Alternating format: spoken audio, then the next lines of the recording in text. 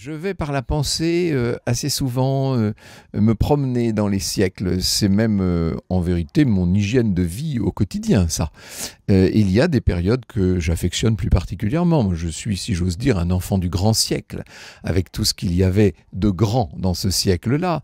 Je suis un amoureux de la belle époque, où je flâne volontiers. Je parle là pour ce qui est de l'histoire de France, mais j'aime aussi me promener dans l'Égypte, la Grèce ou l'Amérique précolombienne, ou le Japon médiéval. Tout ça me fascine, tout ça me passionne. Est-ce que j'aurais pour autant aimé vivre dans ces époques ?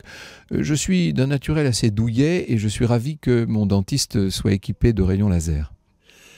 Question maintenant sur les hommes. Après les époques, est-ce qu'il y a un homme dont vous auriez aimé serrer la main ?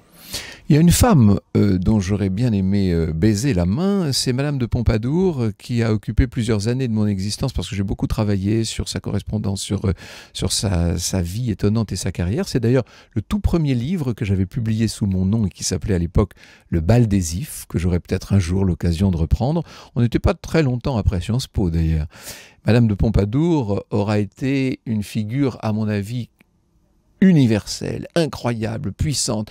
C'est une femme politique telle qu'on les conçoit aujourd'hui.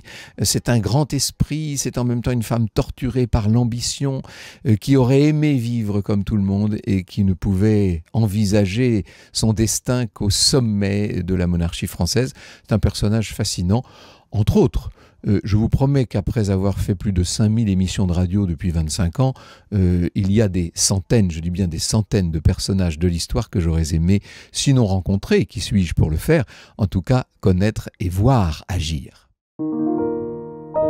Les alumni.